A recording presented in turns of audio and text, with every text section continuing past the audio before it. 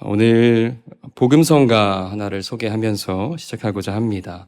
잘 알려진 꿈이 있는 자유라는 팀의 그대의 주님 만나려거든 이라는 찬양입니다. 가사는 이렇습니다. 그대의 주님 만나려거든 그대 앞에 놓여진 길 중 좁고 험한 그 낮은 길로 떠나요.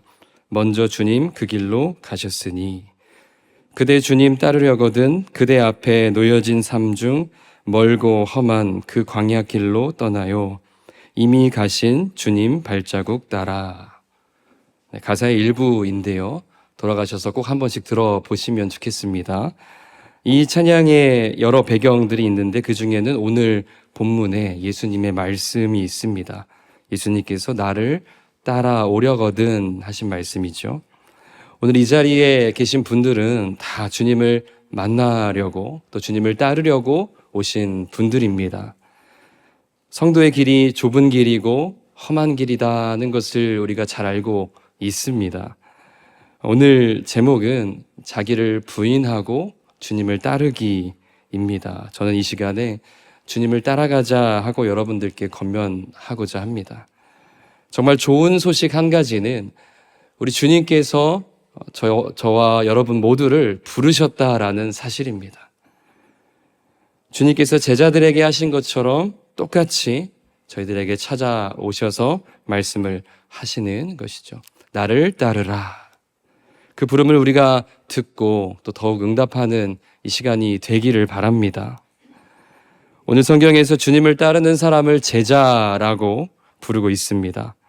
모든 성도는 다 제자로 부름을 받았고 제자로 살아가야 합니다. 제자가 되는데 어떤 조건이 있을까? 조건이 없습니다. 그 대신에 제자의 길이 있습니다. 다시 말해서 제자 학교에 들어가는데 입학 요건은 없습니다. 그 이유는 성경을 보면 알 수가 있습니다. 이 제자반은 학생들이 거기 지원하는 형태가 아니라 주님께서 찾아가셔서 그들을 택하여 부르시기 때문입니다. 그리고 요청하시는 것은 한 가지입니다. 예수님께서 갈릴리에 있는 이들을 찾아가서 부르실 때에 이제부터 나를 따르며 제자로 살아가라 하는 것만을 말씀하셨습니다. 오늘 주제는 자기 부인입니다. 어떻게 자기를 부인하는가 저는 두 가지를 말씀드리고자 합니다. 첫 번째는 아니요와 예입니다. 제자는 자기 자신에게는 아니요라고 하고 주님께는 예라고 하는 자들입니다. 이것이 제자의 자기 부인입니다. 34절 말씀 함께 읽겠습니다. 무리와 제자들을 불러 이르시되 누구든지 나를 따라오려거든 자기를 부인하고 자기 십자가를 지고 나를 따를 것이니라. 아멘.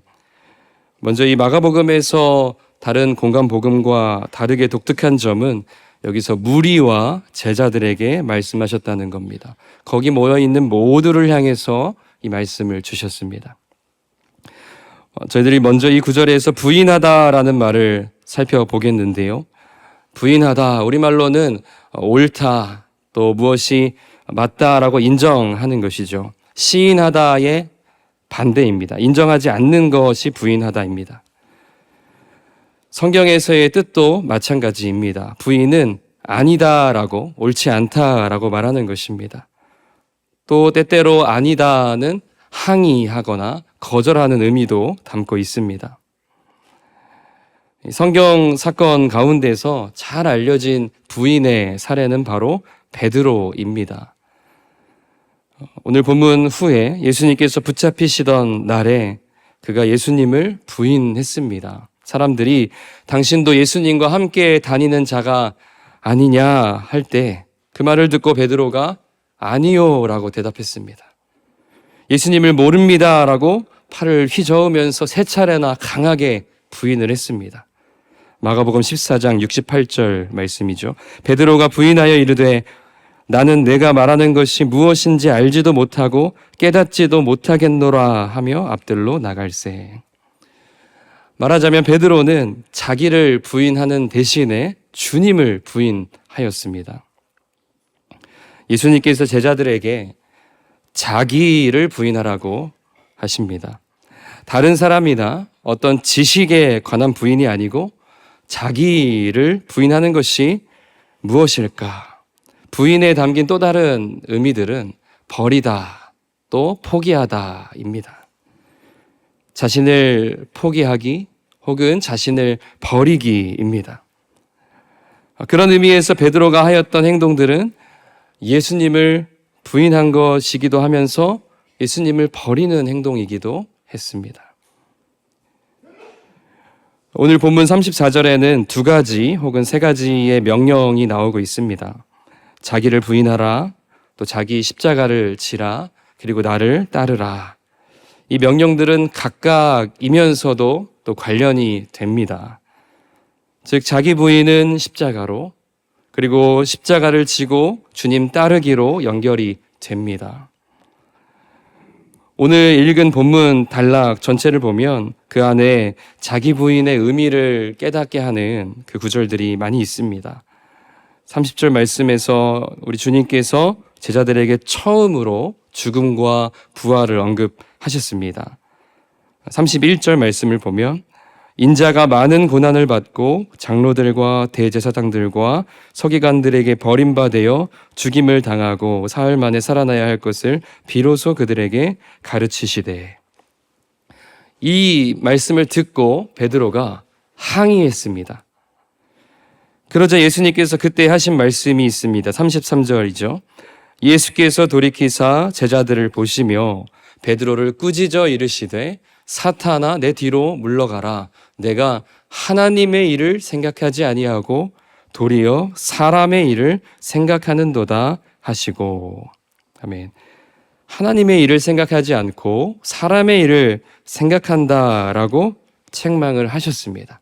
그리고 나서 자기 부인을 말씀을 하셨습니다. 그러니까 베드로가 혼난 이유는 사람의 일을 생각하고 하나님의 일을 생각하지 않았기 때문입니다. 이것을 다시 또한 말해보면 베드로는 자기가 옳다 하고 하나님께는 아니다라고 했습니다. 예수님께서는 그 반대여야 한다고 말씀하시는 것입니다. 주님께는 예라고 하고 자신의 뜻에는 아니다라고 해야 맞다는 말씀이신 것이죠. 우리의 뜻만은 아닐 것입니다. 우리에게 많은 경험도 있고 또 많은 능력과 지혜도 있습니다만 우리의 판단, 또 나의 지혜, 또 나의 경험, 나의 능력, 나의 미래와 소망, 그 모든 것에 있어서도 우리는 아니요라고 말해야 합니다. 그렇다면 대체 우리에게 무엇이 남습니까? 라고 생각이 들 수 있습니다. 우리에게 남는 것은 아무것도 없는 것, 그것이 제자의 목표입니다. 만약에 내 뜻이 온전히 아버지의 뜻과 일치한다면 그때는 우리가 우리의 뜻을 내세울 수도 있겠지만 실상은 우리의 뜻이 또 사람의 뜻이 또한 세상의 가치와 뜻이 아버지의 뜻과 전혀 다른 경우가 더 많기 때문입니다. 예수님께서 이 자기 부인에 관해서 참으로 우리의 스승이 되셨습니다. 요한복음 6장 38절 말씀입니다. 내가 하늘에서 내려온 것은 내 뜻을 행하려 함이 아니요 나를 보내신 이의 뜻을 행하려 함이니라. 아멘. 예수님께서도 나의 뜻을 행하는 데에는 아니요라 하시고 아버지의 뜻을 행하는 데에는 예라고 하셨습니다. 예와 아니요를 성경 용어로 한다면 순종과 불순종이 되겠죠. 베드로가 비록 실수하고 또 많이 넘어지고 예수님께 책망을 받았지만 주님께서 끝까지 베드로를 격려해 주시고 사랑해 주셨습니다. 그리고 이후에 성령의 충만함을 입고 베드로가 로마 군인들과 사람들 앞에서 이렇게 말하게 되는데요. 사도행전 5장 29절입니다. 베드로와 사도들이 대답하여 이르되 사람보다 하나님께 순종하는 것이 마땅하니라. 아멘. 자기 자신과 다른 사람에게는 아니요라고 하고 하나님께는 예라고 하는 자로 베드로가 변화된 것을 보게 됩니다. 실제적으로 우리가 실천할 수 있는 부분들 가운데 자기 부인의 실천은 우리 기본 신앙 생활에도 관련이 됩니다. 예를 들어 말씀 읽기입니다. 대교리문답 157번에 보면 이런 질문과 답이 있습니다. 하나님의 말씀을 어떻게 읽어야 합니까? 라는 질문에 대답은 좀 길지만은 제가 읽어보겠습니다. 우리는 하나님의 말씀을 크게 높이며 경건하고 매우 존경하는 마음으로 읽어야 합니다. 성경이 바로 하나님의 말씀이며 하나님께서만이 우리가 성경을 이해하게 하실 수 있다는 굳은 확신을 가지고 읽어야 합니다. 또 성경에 게시된 하나님의 뜻을 알고 믿고 순종하고자 하는 열망을 가지고 읽어야 합니다. 부지런히 읽어야 하고 성경의 내용과 목적에 주의하며 읽어야 하고 묵상하고 적용하고 자기를 부인하고 기도하며 읽어야 합니다.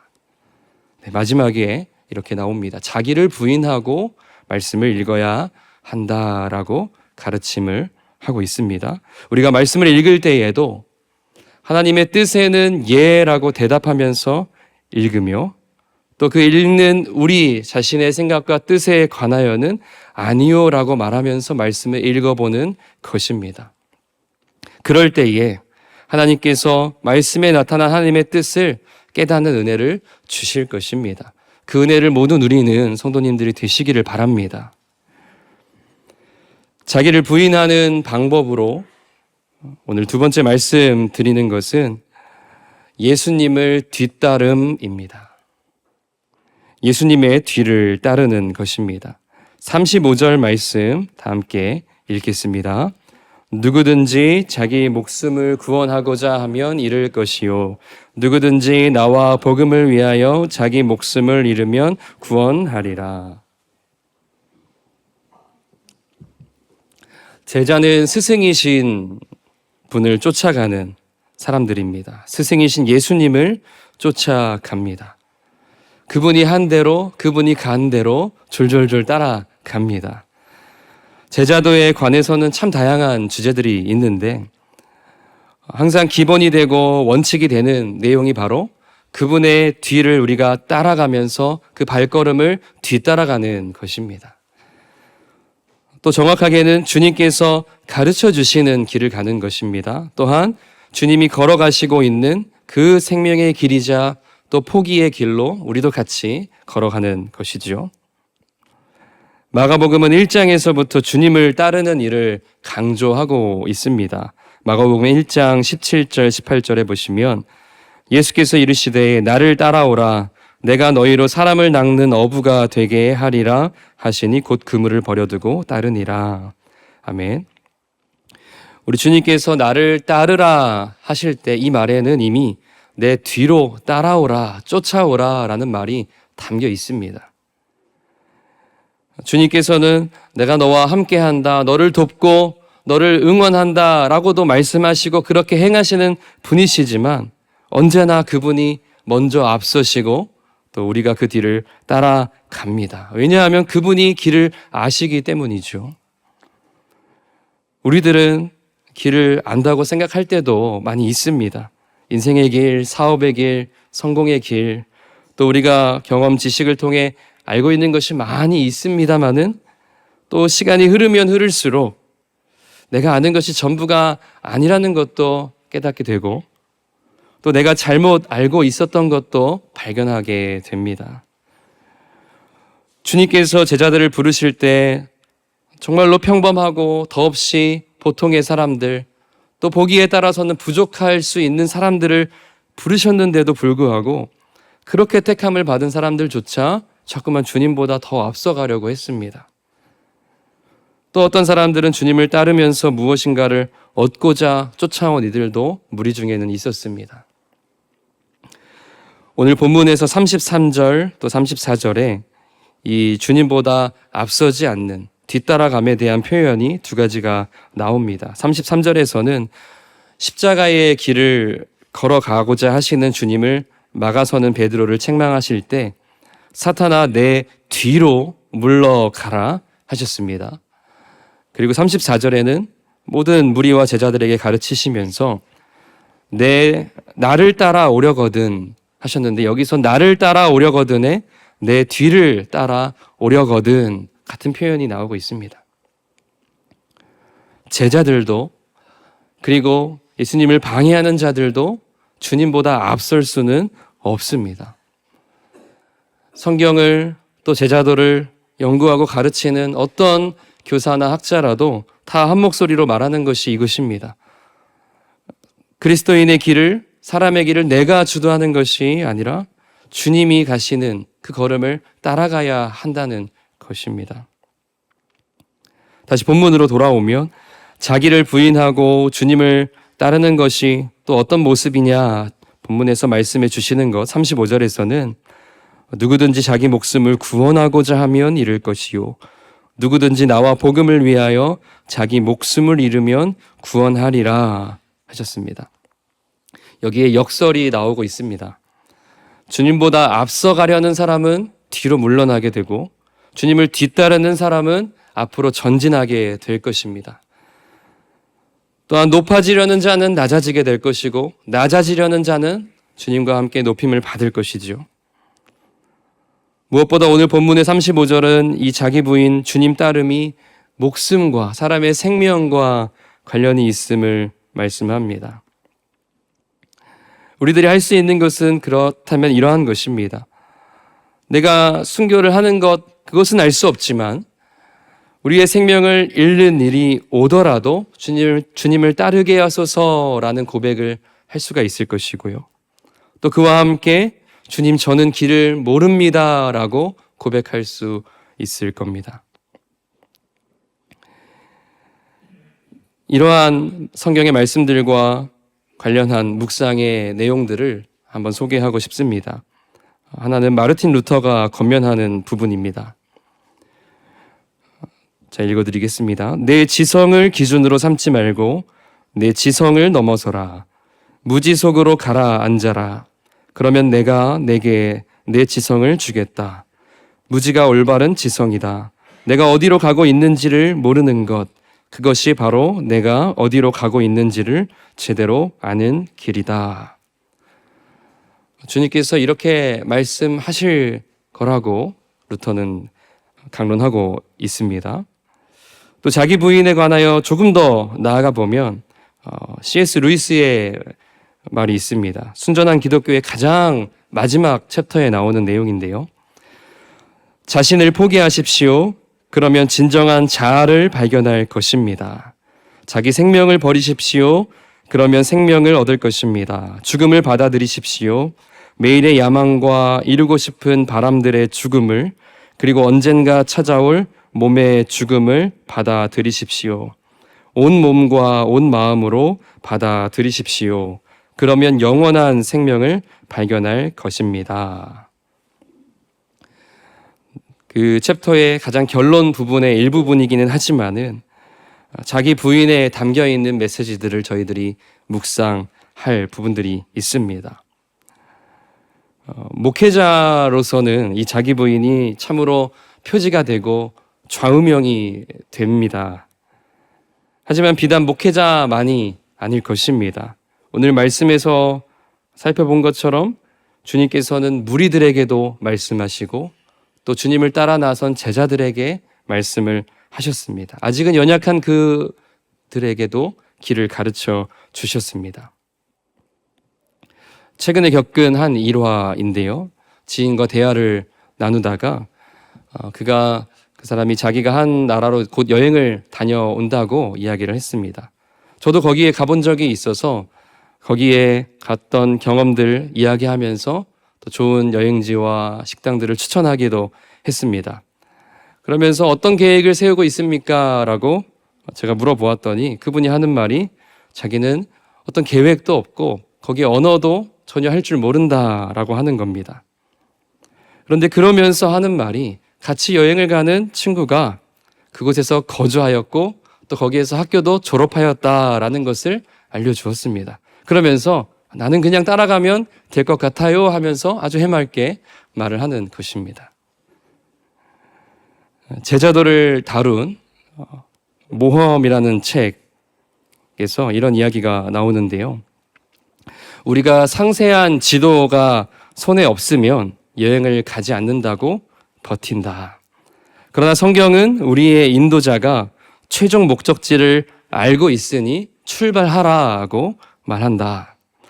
우리는 여행의 시작과 끝 사이에 가장 쉽고 짧은 길을 선택하고자 하지만 확실한 길이 꼭 짧고 좋은 길이 아닐 수도 있다. 대로가 아닌 굽은 길을 만날 때도 많다. 다만 확실한 인도자는 지도보다 더 믿음직스럽다. 이런 이야기를 합니다. 그 중에 한 구절을 인용하면 제자도에 집중함으로써 우리 생각은 단순해지고 우리 마음은 복잡한 매듭이 해결되며 우리 의지는 수많은 욕구로부터 해방된다. 이 이야기에 공감이 되십니까? 주님이 따르는 길을 우리가 쫓아가는 것, 거기에 집중할 때 그 전에 우리가 가지고 있던 문제와 염려와 또 해결되지 않는 것들로부터 우리가 자유롭게 되고 해방될 수 있다라는 것을 이 말로 전하고 있습니다. 그렇습니다. 제자들도 그와 같이 행하였습니다. 마지막으로 한 구절을 말씀드리면서 말씀을 맺으려 합니다. 마가복음 1장 20절을 보면 예수님께서 곧 부르시니 제자들이 그 아버지 세베대를 품꾼들과 함께 배에 버려두고 예수를 따라가니라. 그들이 그물도 그 자리에 버려두고 또 가족도 거기에 두고 또 일하는 동료들도 뒤로 하고 예수님을 따라 나선 것을 알 수가 있습니다. 사랑하고 또 존경하는 성도 여러분, 우리는 주님을 따라 나선 제자들입니다. 그 길을 걸어갈 때에 우리 자신에게는 아니요라고 하고 주님께는 예라고 하는 여러분들이 되시기를 바랍니다. 또한 주님을 단단히 붙잡고 주님의 뒤에서 뒤따라가는 여러분들이